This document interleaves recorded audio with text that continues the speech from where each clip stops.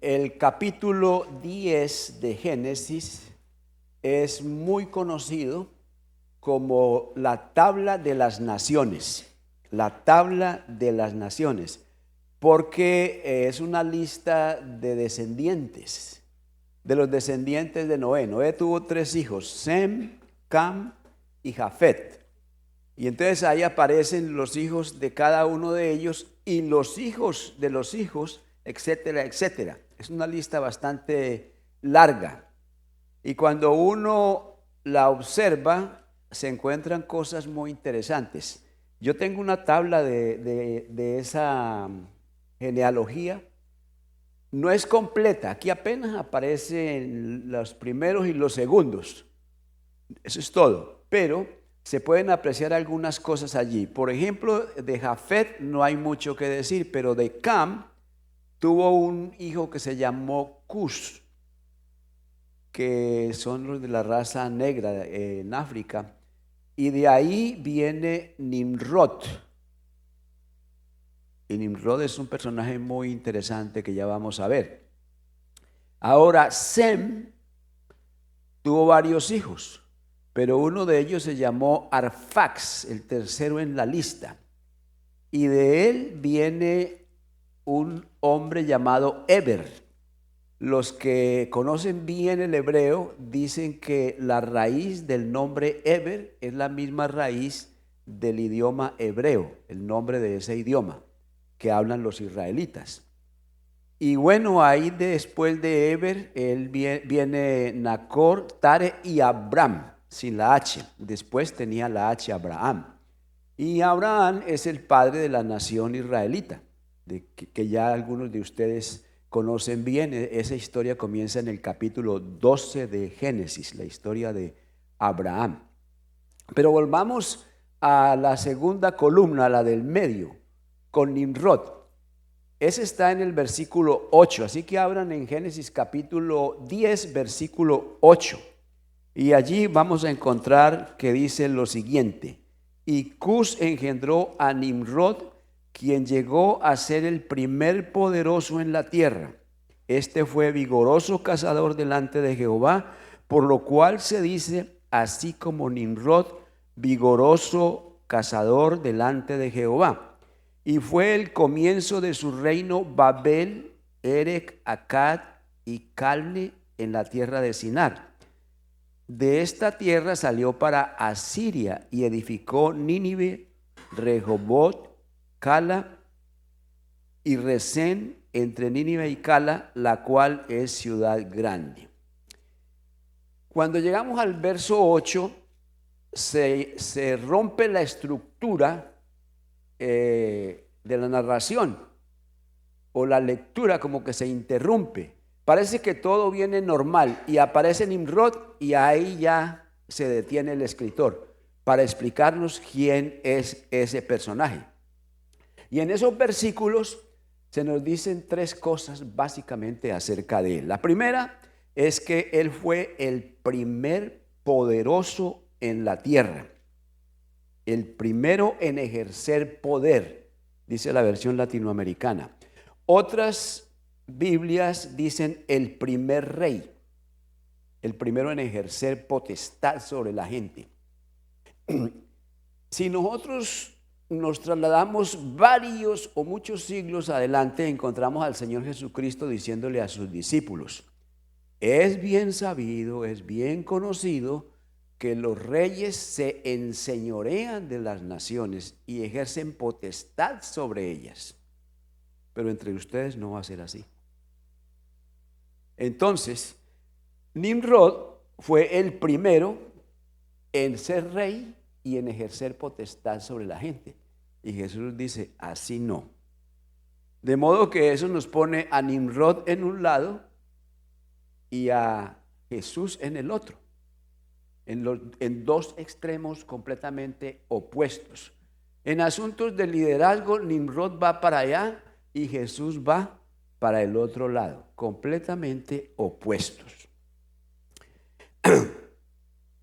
Entonces, la manera como los reyes dominan a la gente es por medio del temor o por medio de ofrecerles beneficios o también ofreciéndoles protección. Y a otros simplemente los engatusan, les mienten, los manipulan y de esa forma se establecen, se atornillan y se quedan ahí en el poder. Han habido muchos sistemas de gobierno en el mundo. Mire, la familia es algo natural. El hombre y la mujer se buscan, ¿cierto? Eso es natural. ¿Y qué hacen? Tienen relaciones y tienen hijos. Pero las naciones y las organizaciones y las formas de gobierno han sido inventadas. Son inventos del ser humano. Entonces, Nimrod fue el primero que descubrió que él podía dominar a la gente. ¿Ya? Y si se acaban las naciones, se acaban los bancos, se acaba cualquier organización, que se acabe todo, uno lo que va a buscar es su familia, su esposa, su esposo y sus hijos, porque eso es natural. Lo demás, no digo que no sea necesario, lo necesitamos y es importante, pero lo que quiero decir es que lo natural es la familia. Pero Nimrod fue el primero que tuvo cráneo y dijo, yo puedo dominar a la gente. Y eso fue lo que él hizo.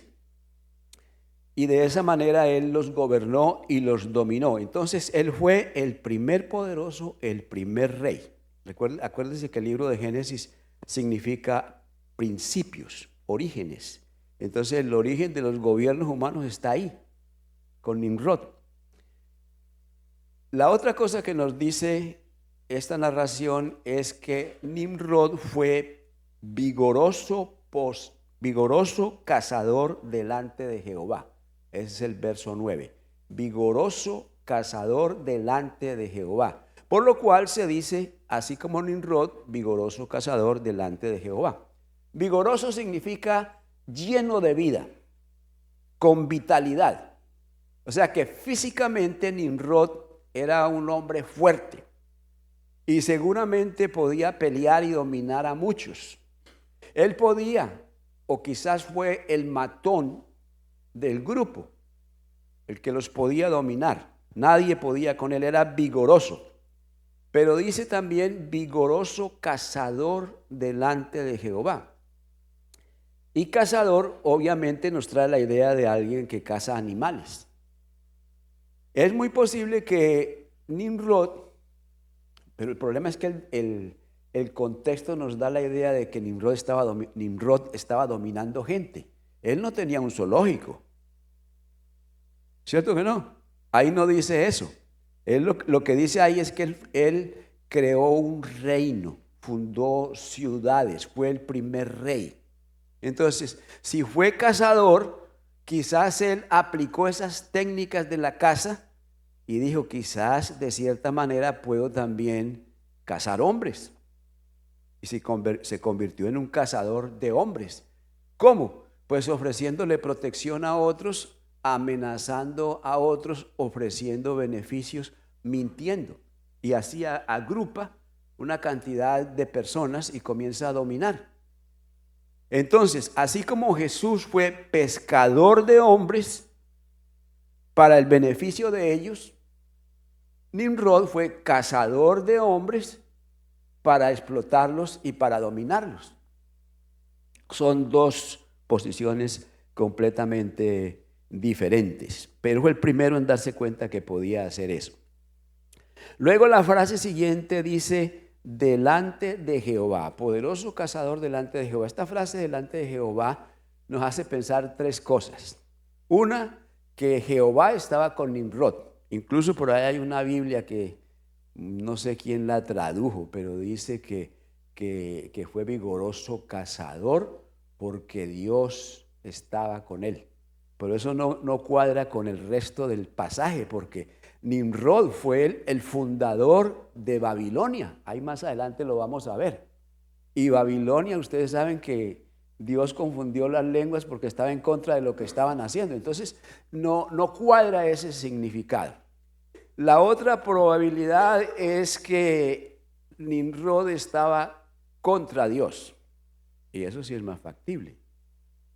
Y la otra es que esa frase significa que era famoso, y también es muy creíble porque dice que era tan famoso que hasta había un dicho acerca de él.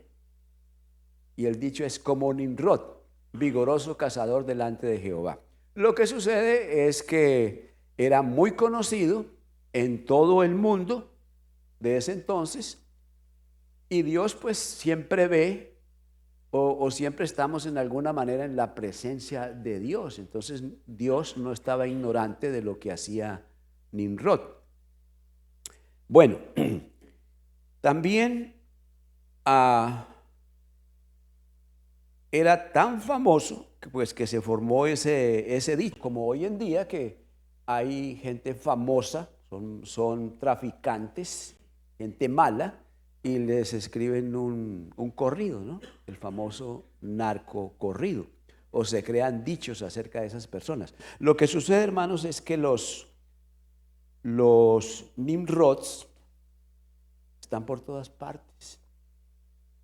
En las grandes ciudades del mundo hay áreas, barrios, vecindarios, donde la policía no puede entrar. Tienen ahí su propio gobierno, sus propias fronteras. Y la policía no se mete. Allí existe la ley del Nimrod que está allí. Alguien que ha entendido cómo dominar a esa gente con la droga, con violencia. Ustedes saben el cuento mejor que yo. Pero en México, en el Distrito Federal, que es una ciudad monstruosa, inmensa, en el Cairo, aún en Bogotá, Colombia, una ciudad de 8 millones, tuvo una área así, donde había una área que la policía no entra. Y el que entra ahí, pues, se arriesga. Es como un país dentro de otro país, porque los Nimrods están por todas partes. Hoy en día los Nimrods no solamente cazan hombres, cazan votos. Nosotros tenemos que tener cuidado cuando vamos a votar. Yo no le voy a decir a usted por quién votar, ni riesgos. Pero sí tenemos que tener cuidado porque los Nimrods cazan y roban votos por todas partes. Porque no tienen escrúpulo. A ellos lo que les interesa es el poder y van a llegar allá o van a tratar de llegar por cualquier medio. Entonces nosotros tenemos que tener cuidado. Las minorías en Estados Unidos son muy sensibles al tema de la inmigración, porque la minoría aquí siempre hay gente que tiene un hijo que viene en camino o tiene a una mamá que quiere traer y entonces se va por el lado sentimental y vota por el que le hace promesas migratorias que después no cumplen, ¿verdad? Una vez que votes, ya. Así que la migración es importante para el hispano y para las minorías, no solamente para nosotros, sino para cualquier minoría le interesa eso, porque tiene gente que quiere traer. Pero tenemos que pensar ese candidato, ¿qué cree acerca de la familia? ¿Qué cree acerca de la educación? ¿Qué cree acerca de la ideología de género? Y un montón de preguntas. Porque de pronto nos estamos embarcando con un Nimrod. Y son varias cosas que estos votos tienen que ser bien pensados, bien calculados y hasta orar por eso. Pero hemos sido muy descuidados, ¿no? A última hora salimos corriendo a votar y si nos coge la tarde, pues no vamos, ¿no? Pero debemos prestarle más atención a ese asunto.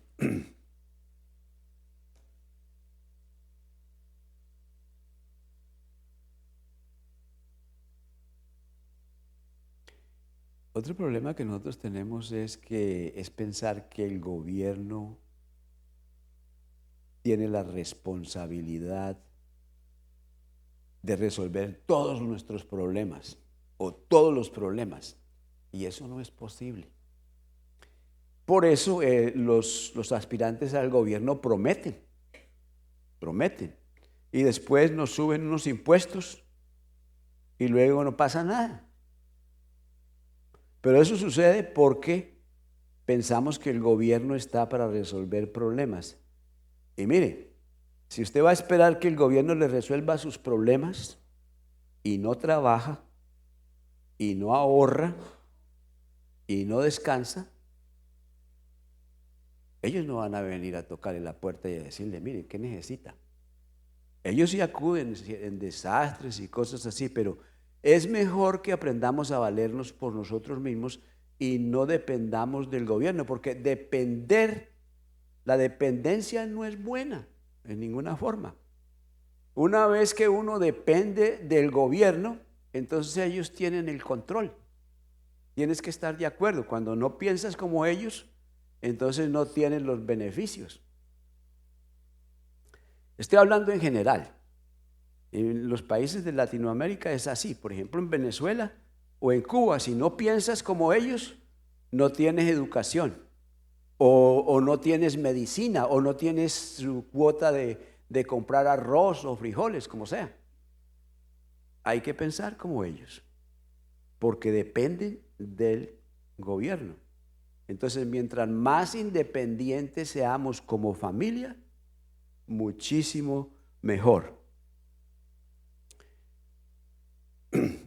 Llegan al colmo algunos gobiernos de meterse con la familia, a educar a los niños, a decirles a los niños lo que deben pensar, lo que deben creer. Y hay lugares en el mundo donde las niñas abortan y no le informan a los padres, o donde los comienzan a guiar para que cambien de sexo y los padres ni saben. Porque llegan a ese colmo, ¿no? Mucho poder, demasiado poder. Bueno, volvamos a Nimrod. Nimrod, en tercer lugar, fue el fundador de un reino. Vamos a leer el verso 10, el fundador de un reino. Voy a leer aquí que me queda mejor. Y fueron cabeceras de su reino, y hay una lista de 4 ciudades. La primera, Babel, que es Babilonia. Erech, Akkad y Calne, ciudades en la tierra de Sinar. Si usted va al capítulo 11 de Génesis, va a encontrar que la gente llegó a una llanura que se llama Sinar. Y allí se dieron cuenta que podían usar el ladrillo para construir en vez de la piedra, y usar el asfalto para pegarlos. Y entonces dijeron, quedémonos aquí y hagamos una ciudad y una torre por si fuésemos esparcidos. El plan de Dios era la expansión de la humanidad. Eso fue lo que Dios le dijo a Adán y Eva. Multiplicaos y llenad la tierra. Después del diluvio le dijo a Noé y a sus hijos, multiplicaos y llenad la tierra. Ahora esta gente se le mete en la cabeza que vamos a quedarnos aquí, ¿no? Y vamos a fundar una ciudad. Nace un movimiento, el movimiento de quedarse en un solo lugar, un movimiento de centralización. Y quizás Nimrod fue el promotor de eso, o si no lo fue, aprovechó la oportunidad para ponerse a la cabeza de ese movimiento. Entonces fueron cabeceras de su reino, Babel, Erech, Akkad y Calne, en la tierra de Sinar.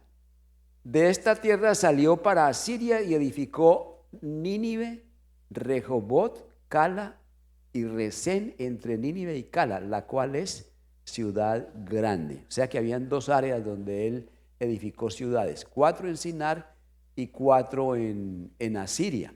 Y de esas ciudades, las más famosas son Babel y Nínive. Nínive llegó a ser un imperio más adelante y dominó al pueblo de Israel. Y Babilonia también llegó a ser un imperio más adelante y también dominaron a los israelitas. Pero este fue el comienzo de su reino. O sea que hubo más. Por eso dice que fue grande. Este Nimrod fue una persona con mucho poder. Hoy en día se especula acerca del anticristo. ¿Quién es el anticristo? ¿No? Y entonces algunos dicen que va a ser judío porque el anticristo es un imitador y entonces quiere parecerse a Cristo. Y hay un montón de especulaciones acerca del anticristo. Bueno, realmente el anticristo ha estado aquí siempre. No es nada nuevo. Allá en Primera de Juan capítulo 2, versículo 18, tenemos un versículo que nos da una pista acerca del anticristo. Vamos a ver si yo tengo ese versículo escrito por acá, porque cuando no lo recuerdo muy bien, yo lo escribo, hago trampita. Aquí está. Dice Juan: hijitos, ya es el último tiempo. En los últimos tiempos en la Biblia se cuentan de Cristo para acá. No se refiere a los del 2000 para acá, sino que se refiere desde la venida de Cristo para acá. En la Biblia son los últimos tiempos. Entonces dice Juan: hijitos, ya es el último tiempo y según vosotros oísteis que el anticristo viene, así ahora han surgido muchos anticristos. Habla de muchos. Es que el anticristo es Satanás. La palabra Satanás significa adversario y anticristo significa en contra de Cristo. Y Nimrod iba para allá y Cristo iba para allá. Están opuestos. Entonces el anticristo siempre ha estado presente aquí en la tierra, jugando su papel, su rol. Dice: han surgido muchos anticristos, por esto conocemos que este es el último tiempo. Es el último tiempo, los últimos tiempos. Y por eso hay muchos anticristos. Es que Satanás no es omnipresente, ni tampoco es omnisciente, pero tiene una red de demonios y de personas que colaboran con él. Y de esa manera él influye en todo el mundo. Por eso hay muchos anticristos. Pero piense bien, en el paraíso el anticristo era la serpiente antigua, ¿verdad? En Génesis capítulo 4 el anticristo era Caín. Mató a Abel. Acuérdense que en Génesis hay una promesa de que de la simiente de la mujer vendría un redentor. Y entonces nace Abel y Caín lo mata. Pero antes de que Caín lo mate, Dios confronta a Caín y lo exhorta. Y a pesar de esa exhortación, Caín sigue adelante, o sea, es anti.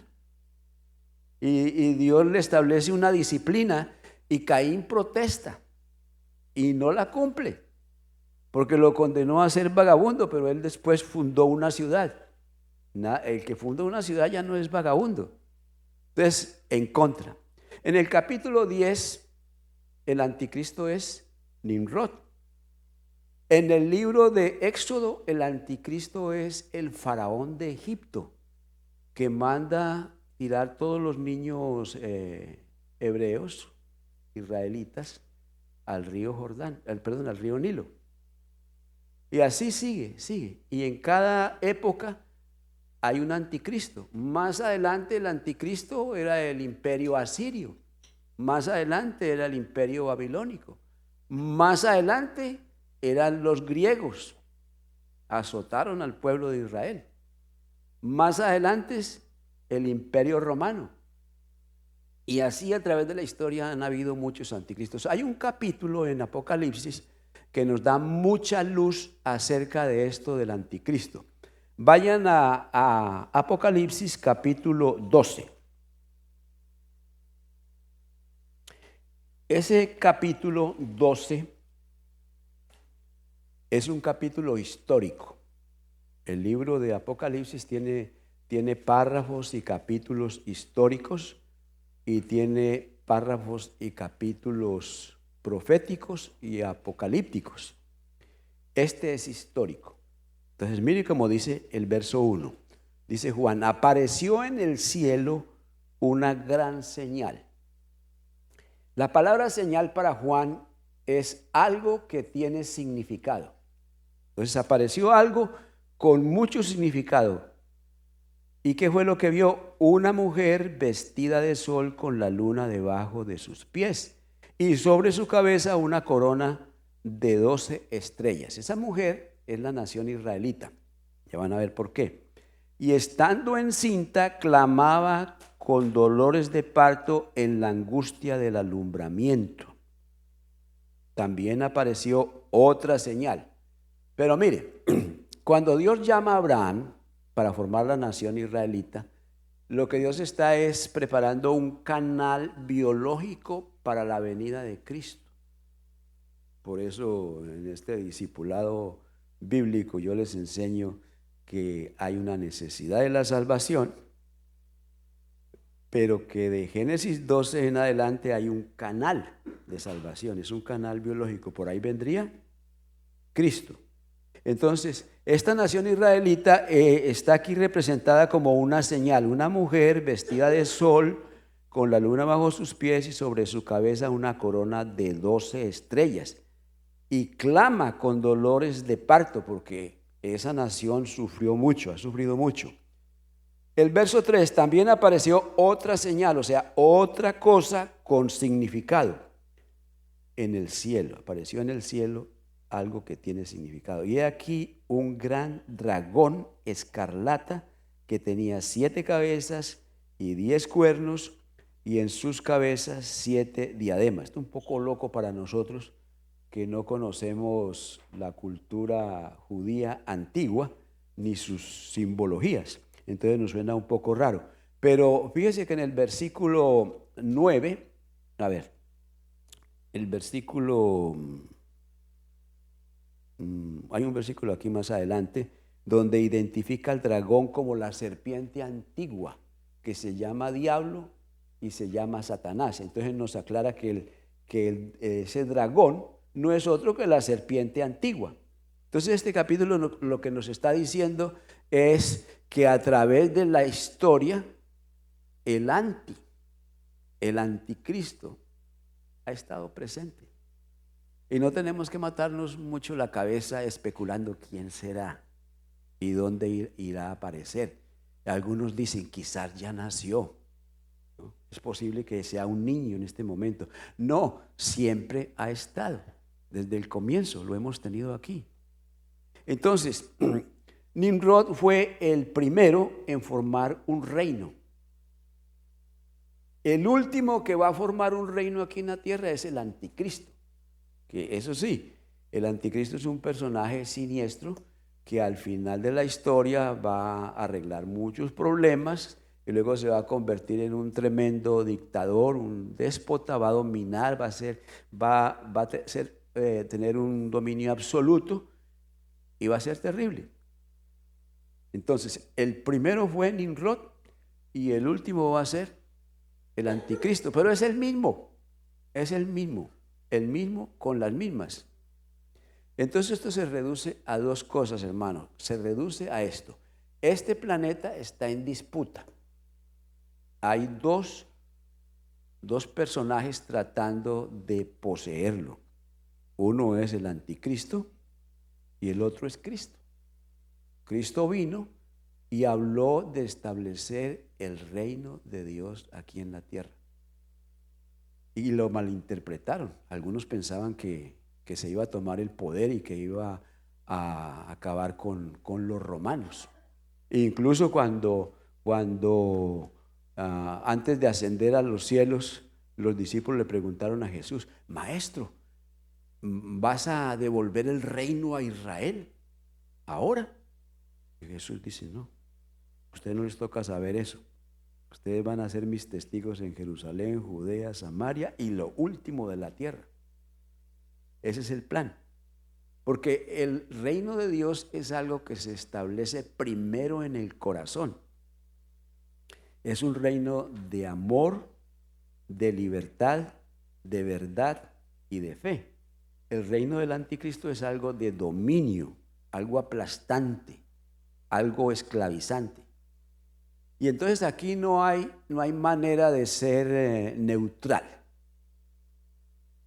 Yo he escuchado a algunos que dicen, yo no soy ni demócrata ni republicano. Está bien, a mí me suena eso bien como me lo explicaron.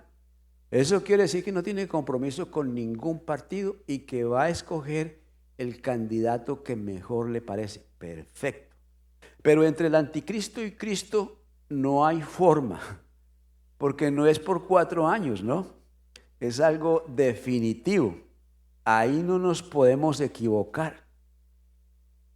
Ahí no hay forma de neutralidad. Ahí tenemos que tomar una decisión. ¿Sí me estoy explicando? Entonces lo que nosotros tenemos que hacer es entender esto primero que todo y segundo, renunciar a todo lo que nos vincule, a todo lo que nos relacione con el anticristo. Porque acuérdese que es mentiroso, ¿no? Y cuando uno le cree una mentira, si usted cree una mentira, ya va mal, ya va mal. Entonces hay que abrir los ojos. Y en esta era, en esta época en que nosotros estamos, que le llaman la desinformación, donde las noticias, donde los comentarios, donde todo va a la velocidad de la luz. Entonces es muy fácil ser engañado. Entonces paremos las antenas, ¿no? Y tenemos una antorcha que alumbra en la oscuridad, que es la palabra de Dios. Y a ella debemos remitirnos constantemente. Espero que ustedes ya se haya decidido, ¿no? Con el anticristo o la serpiente antigua o el dragón o el chupacabras, como usted lo quiera llamar, o Cristo. Pónganse de pies.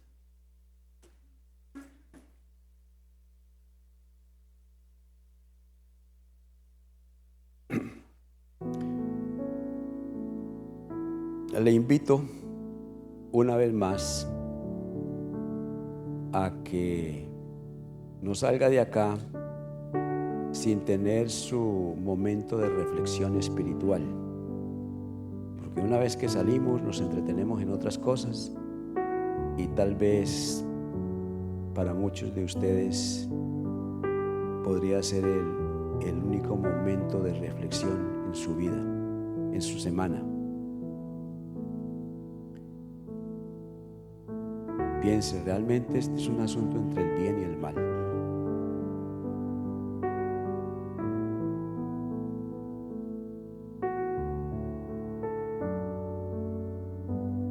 ¿De qué lado vas a estar?